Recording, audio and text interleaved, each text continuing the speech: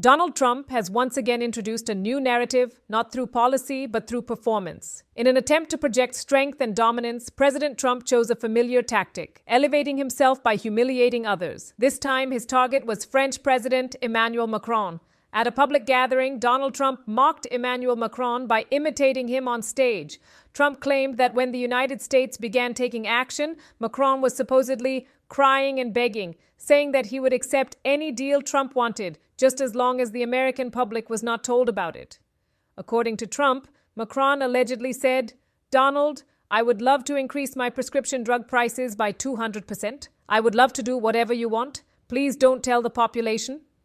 Trump dramatized this exchange with exaggerated acting, portraying Macron as weak, desperate, and submissive, suggesting that France was willing to accept all American demands under pressure. Trump went on to claim that not just France, but every country said the same thing.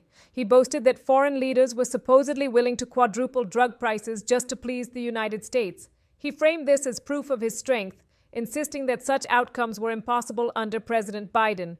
But this entire episode raises serious questions.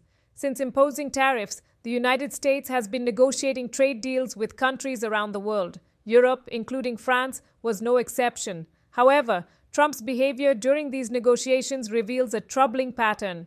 He increasingly presents himself not as a negotiator among equals, but as someone who believes he is the ruler of the world. To appear strong, Trump repeatedly belittles allies. Sometimes he mocks them, sometimes he exaggerates, and sometimes he makes claims that simply aren't true. One recent example involves India. Trump publicly claimed that India had placed an order for 68 Apache attack helicopters from the United States. The reality, however, is very different. The actual number is 28, not 68. This pattern, mockery, exaggeration, and misinformation has become a defining feature of Donald Trump's political style. Whether it's France, India, or any other country, the goal appears to be the same: dominate the narrative, inflate personal power, and diminish everyone else. The question now is not whether these claims are true, but how long the world, including America's allies, will tolerate politics built on performance rather than facts.